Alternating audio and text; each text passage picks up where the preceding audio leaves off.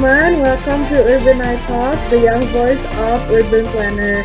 Dan di pagi hari ini, kita kedatangan salah satu dosen dari Perencanaan Kota dan Real Estate Universitas Tarumanagara, sekaligus peneliti di Center for Metropolitan Studies, Bapak Suryono Herlambang, MSc. Selamat pagi, Pak. Pagi, Ya, ini masih pagi hari ini. Nah, teman-teman, di pagi hari ini kita mau ngebahas salah satu topik yang belakangan ini sempat viral banget di media sosial, yaitu Jakarta disebut sebagai salah satu kota dengan perencanaan kota yang terburuk. Nah, ini sendiri dikemukakan oleh Rethinking the Future atau RTF. Nah, hari ini kita kedatangan langsung sama Pak Herlambang dan kita mau ngobrol bareng nih tentang kenapa sih kok Jakarta bisa disebut sebagai perencanaan kota terburuk dan sebenarnya apa ya yang terjadi. Nah, Bapak, aku pengen nanya nih Pak sebelumnya. Terlepas dari berita yang sekarang udah beredar luas di media sosial, dari omongan orang sekarang, sebenarnya kalau dari kacamata Bapak sendiri, gimana sih kondisi Jakarta saat ini?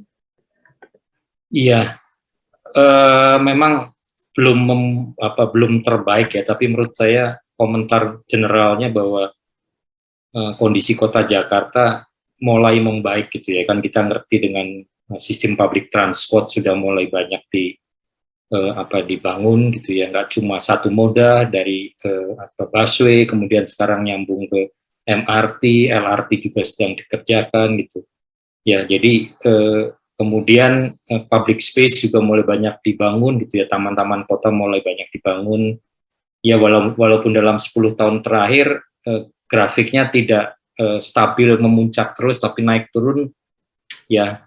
Mungkin pada masa Pak Sutioso, kemudian pada masa Pak Fauzi Bowo, masa Pak Jokowi, Pak Ahok itu kencang sekali gitu, tapi sekarang agak menurun karena kita mengerti sudah 2 tahun kita berhadapan dengan pandemi gitu ya. Jadi ya kalau secara kesinambungan saya melihat banyak yang membaik walaupun belum pada kondisi yang diharapkan bersama. Tapi 10 tahun terakhir ini saya secara objektif mengatakan bahwa kota Jakarta semakin membaik gitu ya. Oke, kalau dari Bapak sendiri berarti belakangan ini sama 10 tahun terakhir Jakarta sendiri sudah banyak peningkatan ya Pak dari sebelum-sebelumnya. Iya. Oke, nah kalau misalkan menanggapi RTF, Jakarta merupakan kota dengan penataan kota terburuk di dunia. Sedangkan dari Bapak sendiri mengatakan secara objektif 10 tahun belakangan ini kondisi kita sudah membaik. Kalau dengan kondisi yang membaik aja kita masih disebut sebagai kota dengan perencanaan terburuk di dunia. Bapak sebagai peneliti, gimana Pak tanggapannya? Iya, sebenarnya kalau kita membaca benar apa yang di Rethinking Future ya, itu kan sebuah blog sebenarnya, bukan lembaga yang benar melakukan indeks itu. Jadi Rethinking Future itu menuliskannya tuh bukan the worst, tapi 10 examples of the bad urban city planning. Jadi 10 contoh kota dengan perencanaan terburuk, dengan perencanaan buruk gitu ya. Dan kategori buruknya juga tidak definitif dijelaskan, karena kalau kita ngelihat 1, 2, 3-nya gitu ya, itu juga menjadi satu hal yang atau 4 lah, 1, 2, 3, 4 itu mewakili, satu adalah Jakarta, mungkin mewakili Asia, itu disebutkan oleh penulisnya, Sayani Mandel itu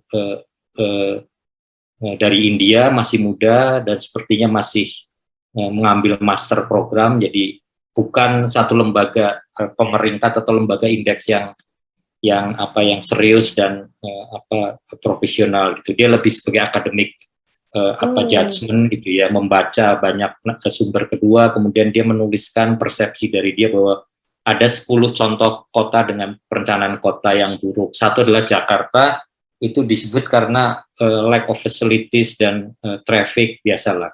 Ya, fasilitas kita kurang, traffic, kemudian public space-nya juga sangat kurang. Walaupun kalau kita baca benar, dia menuliskan ada update-nya bahwa dalam beberapa tahun terakhir dia sebut bahwa terjadi peningkatan gitu di Jakarta. Jadi di artikel itu juga sudah menunjukkan bahwa Jakarta walaupun buruk tapi sudah menunjukkan perbaikan gitu ya. Kemudian yang kedua yang menarik, Dubai. Dubai itu disebut sebagai dengan perencanaan buruk, walaupun kita ngerti Dubai itu sangat ekstravaganza, tapi menurut saya nih menyebutkan bahwa Dubai itu seperti overdress, terlalu berlebihan gitu. semuanya dipaksakan, kemudian disebut sebagai no human dimension gitu. Jadi perencanaan kota Dubai dikritik karena dia tidak melibatkan atau tidak memperhatikan dimensi manusia, terlalu untuk lebih ke bangunan yang bangunan segila mungkin, sekeren mungkin, dengan mengundang arsitek terkenal di seluruh dunia gitu. Tapi sebenarnya bagi kehidupan kota itu sendiri tidak terlalu berpengaruh gitu. Yang ketiga, gitu ya, Pak? Ya, jadi yang disebut sebagai overdress. Kalau Jakarta kurang, kalau si Dubai disebut sebagai overdress, kebanyakan gitu, terlalu berlebihan, terlalu menor lah kalau dalam bahasa kita gitu ya. Kemudian ketiga yang menarik adalah Brasilia. Brasilia itu dianggap sebagai too much design gitu ya, terlalu banyak direncanakan. Dan kita mengerti Brasilia adalah eksperimen dari arsitektur modern untuk membangun kota dari nol gitu. Saya ini menuliskan bahwa dia kritiknya bahwa kota yang baru dengan penduduk yang di sekitarnya tidak nyambung gitu, seolah dua entitas yang berbeda gitu. Jadi catatan dari saya ini semacam bahwa perencanaan kota yang baik adalah sebenarnya harus bisa menyatukan itu gitu. Ya, jadi kalau kategori Jakarta itu lebih standar karena memang keterbatasan fasilitas, kemudian kemacetan, kemudian kurangnya public space. Kalau yang di Dubai kebanyakan gitu, kebanyakan tapi tidak bisa berpengaruh terhadap kehidupan sehari-hari penghuninya gitu ya. Kalau Brasilia terjadi perencanaan kota malah memisahkan gitu antara mereka yang di kota barunya di kota Brasilia dengan penduduk lokal yang di sekitarnya gitu. Yang keempat menarik, contoh yang jelek disebut juga Atlanta di Amerika, yang disebut sebagai kota dengan car culture gitu ya, dengan kebudayaan mobil gitu. Sehingga kemana-mana harus pakai mobil, kotanya menyebar, sprawl gitu. Jadi kalau yang lain mungkin bisa baca sendiri, Mesila gitu ya, atau teman-teman. Jadi artikel di Thinking Future itu bukan satu riset yang komparasi yang detail gitu ya. Jadi itu adalah artikel yang ditulis oleh mahasiswa master di perencanaan kota di India. Saya itu seingat saya orang India kalau saya baca itunya. Ya, dan kemudian ditangkap oleh media Indonesia, dan kita tahu di media massa Indonesia sekarang media online sangat kuat dengan clickbait gitu kan ya. Jadi yang penting judulnya yang menarik, yang membuat kemudian ditulis Jakarta kota terburuk di dunia gitu. Kota terburuk, kota dengan perencanaan kota terburuk gitu.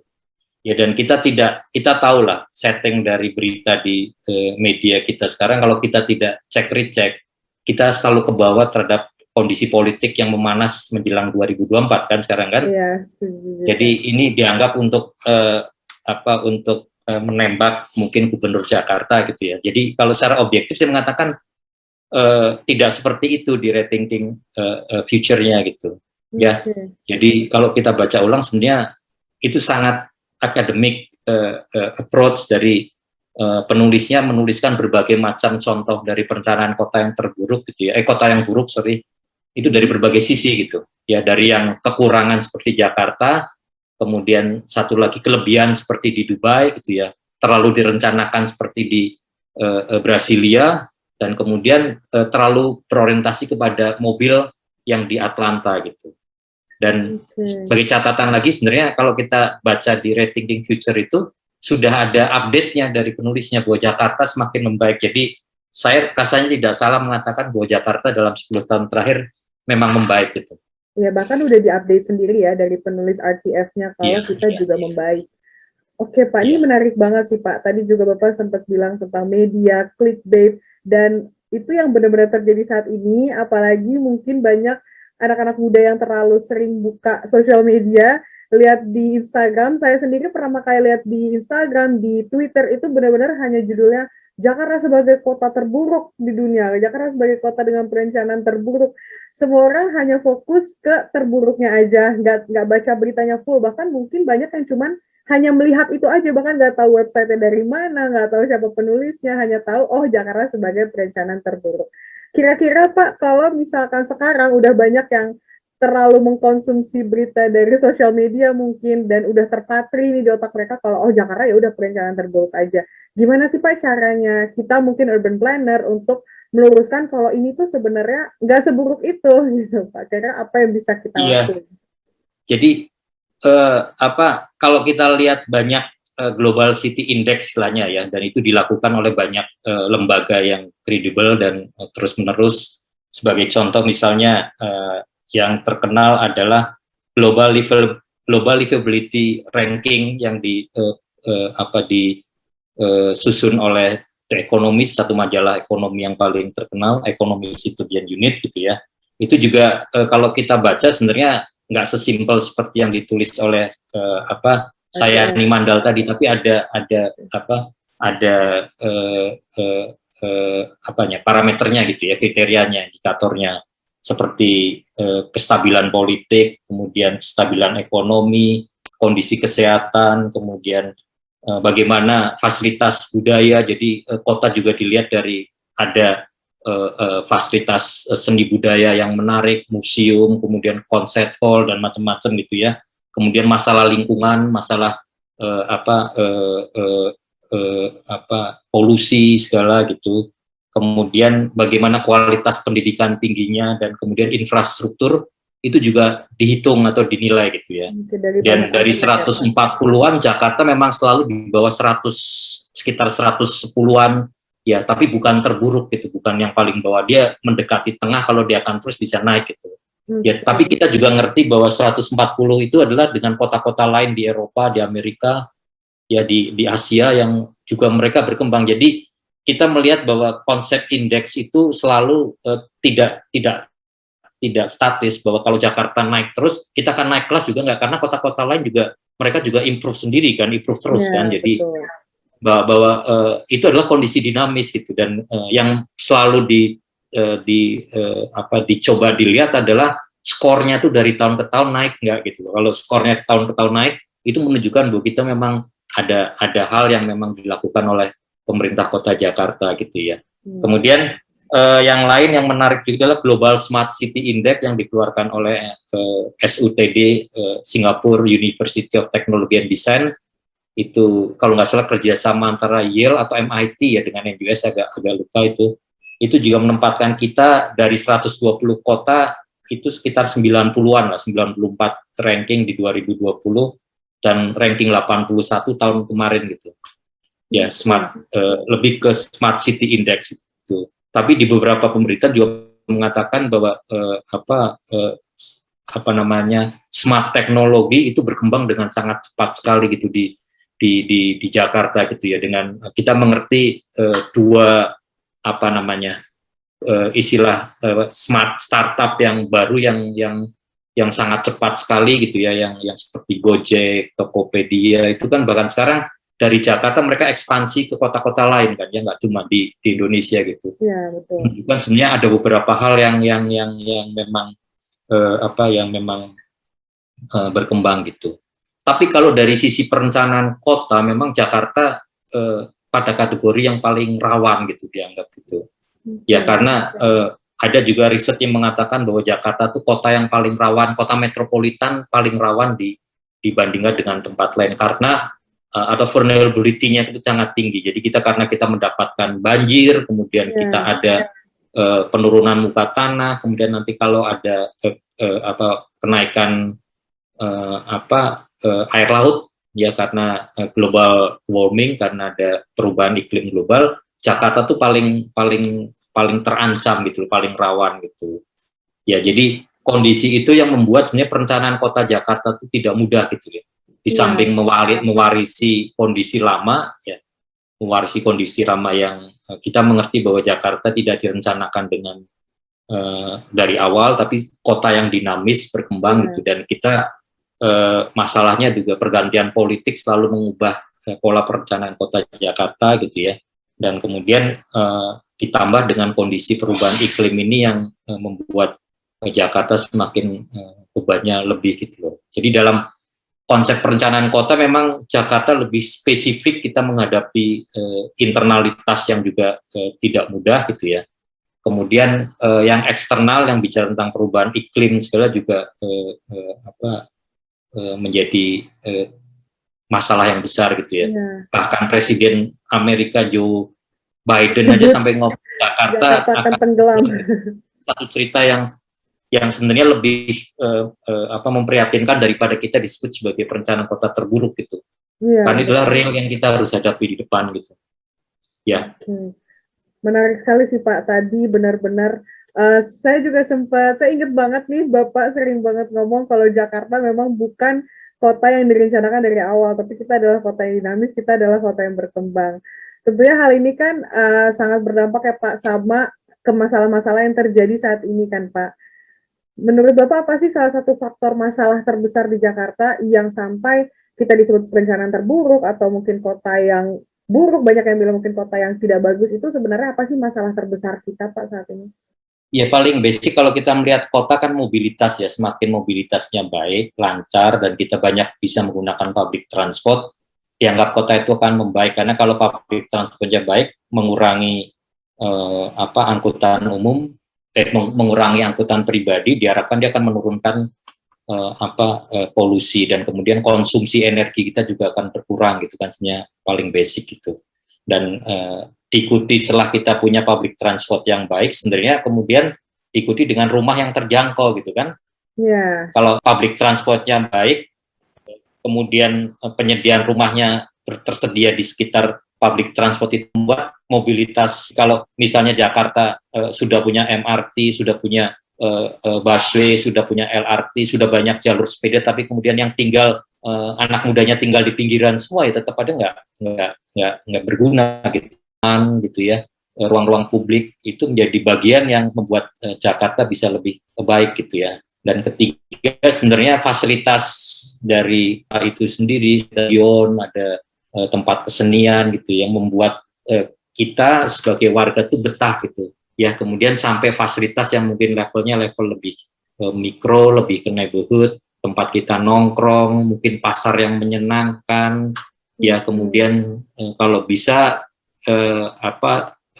sekolah yang bisa dijangkau hanya dengan jalan kaki atau dengan public transport, sehingga tidak semua anak dari keluarga kita itu kalau ke sekolah diantar pakai mobil, pakai motoring, tadi itu membuat bangkitan trafficnya menjadi tinggi kan.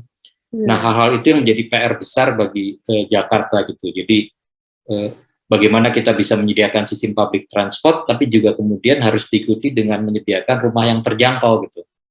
Kalau nggak akan ketemu gitu ya. Kalau itu sudah mulai muncul, siapkan public space, ruang-ruang hijau yang baik, kemudian fasilitas publik yang baik, membuat mereka yang tinggal di kota itu jadi betah gitu. Dan kalau betah itu jadi produktif gitu kan. Basicnya seperti itu kan. Kalau kita kemudian pergi ke kantor bisa menggunakan public transport, santai, kemudian dalam waktu tidak lebih dari 1 jam, pulang ke rumah bisa 1 jam, sehingga kemudian aktivitas di luar itu menjadi lebih sehat kita gitu kan ya. Keluarga kita kan sehat, anak kita nggak perlu harus diantar kalau ke sekolah gitu. Kota impian banget ya kayak gitu. Ya kan itu ideal, harapan ideal kita semua kan ya. Dan waktu luang kita bisa digunakan yang anak-anak muda bisa untuk olahraga, kita lebih sehat, atau kemudian dengan itu ekonomi kecil akan tumbuh banyak karena waktunya luang, warga banyak waktu sehingga kita bisa ketemu gitu ya, maka di luar ya, ekonominya akan tumbuh kan. Basicnya seperti itu sebenarnya yang diharapkan kota, sangat sederhana tapi tidak mudah dilakukan gitu ya. Betul.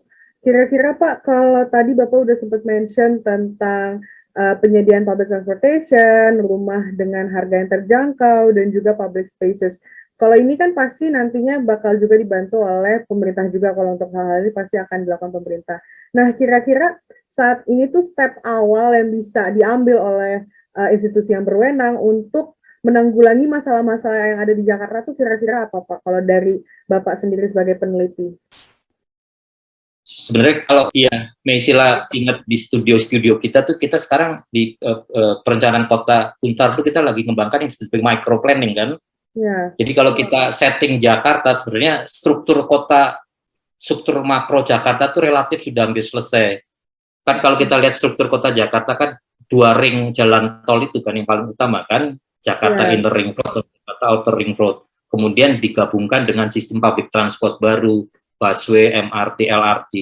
Jadi secara struktur makro itu sudah selesai, tapi yang sekarang masih harus dipikirkan oleh pemerintah daerah adalah pada saat orang turun dari busway ke rumah tuh pakai apa gitu. Kita masih busway-nya sudah enak, busway-nya enak dan kita sudah bisa menggunakan Trevi segala sehingga seperti di luar negeri kita ngerti bahas jalur ini akan datang jam sekian kita sudah tahu semua gitu.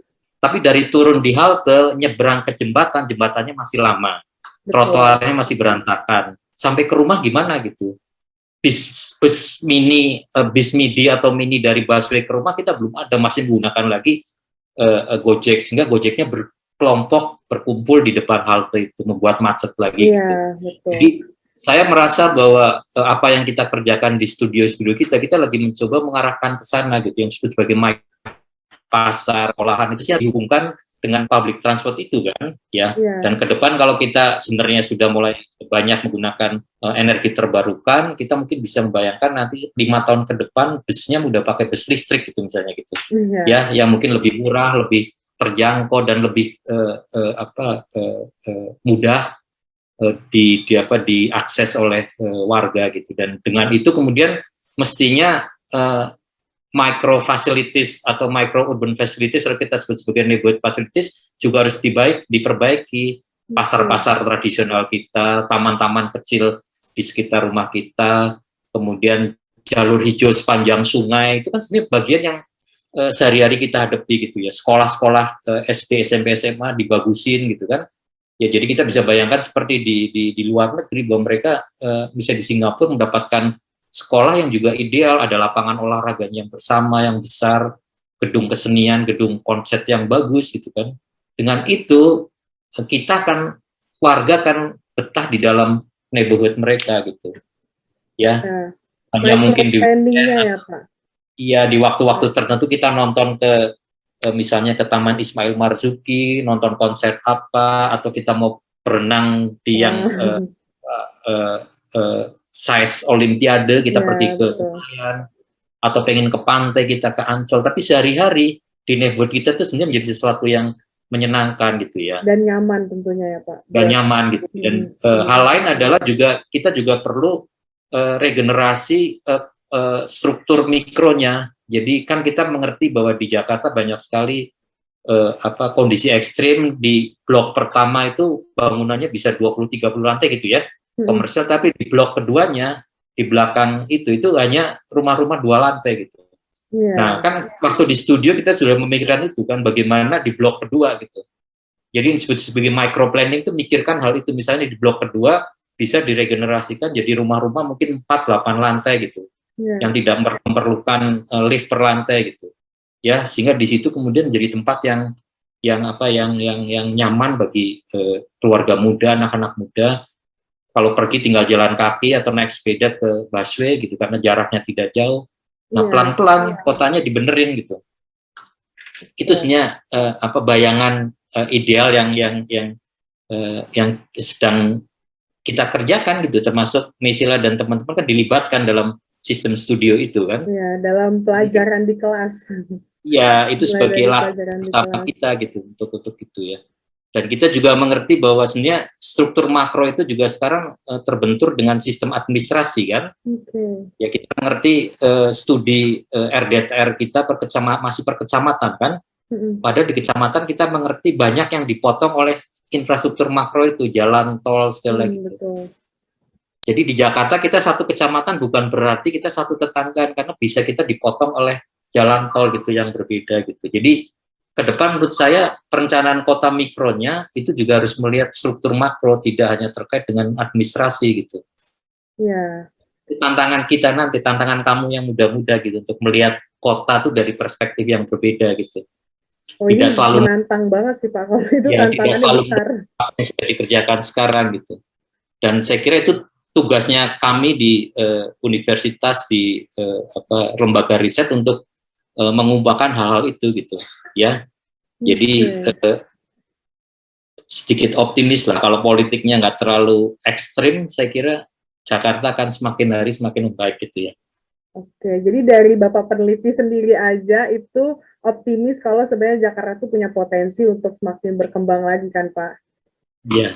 Nah tentunya potensi dari Jakarta untuk berkembang ini harus dibarengi juga sama para perencana kotanya sama urban planningnya, which is mungkin salah satunya saya kali ya Pak, sebagai mahasiswa perencanaan kota dan juga teman-teman saya. Nah, kalau dari Bapak sendiri, sebagai kita urban planner, sekarang calon-calon urban planner, anak-anak muda yang lagi ambil kuliah di urban planning khususnya, kira-kira apa sih Pak yang menurut Bapak paling penting buat kami untuk nantinya sebelum kami benar-benar bekerja di lapangan, sebelum kami ketemu masalah-masalah secara real, apa sih yang perlu kami persiapkan saat ini? Ya, saya kira paling basic adalah mengenali Jakartanya kan, kotanya kan, mengenali secara ruang, kehidupan, budaya, tradisinya, sejarahnya gitu ya. Dan kedua adalah membaca bagaimana kota-kota lain itu juga maju gitu. Ya. Ya, kamu kan sekarang dengan dunia digital sekarang dengan internet dengan mudah sekali membaca apa rencana di Singapura gitu. Singapura bahkan sudah merencanakan untuk naiknya warga lanjut usia gitu. Mereka sudah menyiapkan dari sekarang gitu. Kemudian di Melbourne, di Sydney gitu. Dan kita selalu banyak mendiskusikan bagaimana Sydney dan Melbourne itu walaupun dalam satu negara mereka bersaing dalam arti positif gitu untuk menghasilkan perencanaan kota yang lebih baik untuk warganya. Mereka mengundang planner, arsitek kelas dunia untuk membantu kotanya masing-masing gitu ya. Dan ketiga, menurut saya dari tadi satu pertama adalah mempelajari kotanya sendiri, mempelajari kota yang lain. Ketiga, mau nggak mau sekarang sebenarnya yang ke depan bakal mempengaruhi generasinya Mesila dan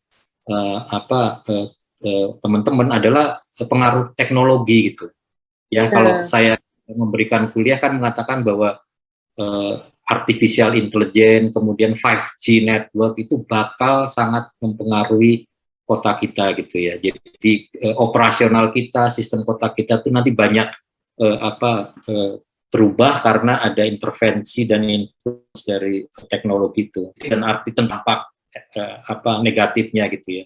Nah, itu yang harus dipelajari bagaimana kita bisa mengintegrasikan atau menghubungkan teknologi dan perencanaan kota gitu. Yang sisi adalah kalau saya pernah kasih kuliah kita sebut 5 layers of the city kan saya kan. Yang pertama adalah infrastruktur, kedua bangunannya, ketiga manusianya gitu ya. Keempat adalah fasilitasnya. Sekarang di atas itu dan itu mempengaruhi semua adalah digital layernya gitu. Nah, itu masih harus dipelajari gitu dan mungkin dalam 5 tahun ke depan sudah sangat berkembang gitu karena kemajuan teknologi. Kalau kita ingat bahwa sekarang dunia kita banyak di smartphone kita gitu ya, hampir semua gitu. Dan itu masih 3G, 4G gitu. Begitu nanti 5G itu sangat berpengaruh sekali gitu.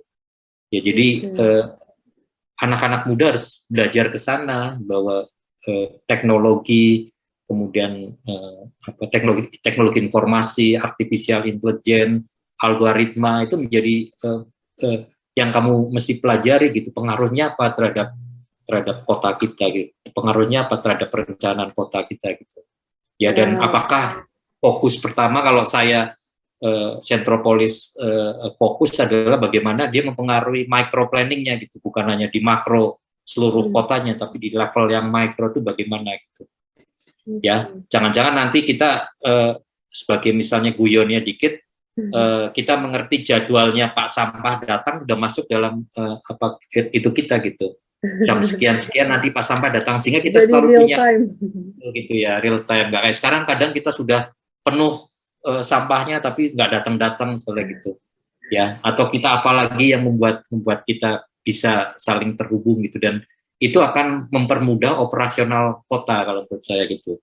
Dengan kita mempermudah operasional kota, waktu kita menjadi efisien dan waktu luang kita sebagai warga, sebagai individu akan menjadi semakin besar gitu. Dan di situ kemudian muncul kegiatan-kegiatan yang akan membantu kohesi sosial dengan tetangga. Kemudian kita mungkin juga aktif home gardening gitu ya, sehingga kemudian rumah kita menjadi rumah hijau gitu. Rumah yang bersih, sehat. Itulah kota gitu, dan itulah kota masa depan yang harus kita, sehingga kemudian kita menjadi semua lebih sehat, menjadi produktif gitu. Ya. Mungkin nanti kuliah ke depan juga mungkin separuh-separuh, kalau memang nggak perlu pakai tatap muka, ngapain kita tatap muka gitu. Tapi kalau studio harus datang gitu misalnya gitu, karena sangat susah transfernya kalau kita menggunakan teknologi ya, kecuali nanti akan ada teknologi baru yang membantu kita bisa saling coret-coret gitu. Saya kira itu pesan saya untuk yang masih belajar, dan 5-10 tahun mendatang adalah zaman zaman Mesila dan teman-teman untuk gantian berkontribusi terhadap kota, dan saya udah gantian pensiun gitu. Berarti harus lebih aware sama teknologi, sama perkembangan teknologi ya Pak, tentunya buat kita yang urban planner muda.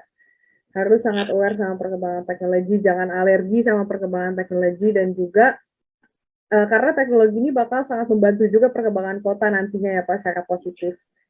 Tapi walaupun secara positifnya banyak, tetap ada hal-hal negatif juga yang harus kita prepare dari sekarang, yang harus kita jaga. Oke, nah kalau dari Bapak sendiri nih, mungkin ini sebelum menutup, pertanyaan terakhirnya adalah harapan Bapak sebagai seorang urban planner sekarang. Mungkin Bapak tadi sempat mention bahwa pensiun 10 tahun ke depan. Mungkin setelah Bapak pensiun, apa nih Bapak pengen melihat Jakarta sebagai kota yang seperti apa? Apa sih harapan Bapak untuk ya 5-10 tahun ke depan? Ya, saya kira kita sederhana yang tadi saya sebutkan, bahwa kotanya akan lebih mudah dijangkau, mobilitas kita akan lebih mudah gitu ya, dan pelan-pelan kotanya akan memperbaiki kondisi lingkungan, tamannya akan menjadi lebih baik, sungai-sungai menjadi bersih gitu ya, kemudian ekonomi menjadi bertambah baik gitu ya. Saya kira itu harapan simple semua warga gitu ya, bahwa nanti kemudian Jakarta punya gedung konser terbagus, stadion terbaik, itu bagus gitu. Ya, hal everyday life kita adalah kita sebenarnya butuhnya itu gitu. Ya, kita tidak muluk-muluk sesuatu yang lebih sederhana, tetapi kita lebih sehat hidupnya, keluarga kita akan lebih banyak waktu untuk bertemu gitu ya, saling berbagi, kemudian kita juga bisa mengembangkan kehidupan sosial kita dengan baik gitu ya, dan kotanya aman, nyaman ya, dan produktif, dan yang penting adalah kehidupan politik yang tidak terlalu intervensi terhadap kehidupan kota sehari-hari gitu ya, sehingga kita nyaman, siapapun gubernurnya ganti, kita nggak terlalu pengaruh, karena kita ngerti bahwa kotanya kan semakin maju gitu. Bahwa nanti Jakarta punya stadion bagus, kemudian ada gedung konser yang bagus, museum yang bagus, wah itu bonus bagi kita gitu. Itu sebuah plusnya aja. Tapi yang penting harapan Bapak 5-10 tahun ke depan Jakarta jadi kota yang nyaman, sehat, dan warganya juga lebih produktif pastinya. Iya. Wow, sharing yang keren banget. Hari ini belajar banyak tentang, ternyata teman-teman, Jakarta itu nggak seburuk yang kita baca di headlines. Mungkin terus 10 tahun belakangan ini pun kita juga sudah mengalami banyak peningkatan, tapi tentunya masih perlu ditingkatkan lagi, apalagi buat teman-teman calon urban planning muda, urban planners muda. Jangan lupa untuk terus belajar, dan juga jangan alergi sama perkembangan teknologi, karena perkembangan teknologi juga bisa membantu kemajuan kota kita. Dan juga yang paling penting adalah menomorsatukan bagaimana warga Jakarta itu mendapatkan tempat tinggal yang nyaman, aman, dan juga sehat, sehingga kehidupan kita lebih produktif, dan juga perkembangan ekonomi makin baik ya Pak Her ya. Iya. Terima kasih banyak Pak Her untuk sharingnya hari ini. Selamat siang. Ya, terima kasih teman-teman udah mendengarkan Urbanite Talks, the young voice of urban planning.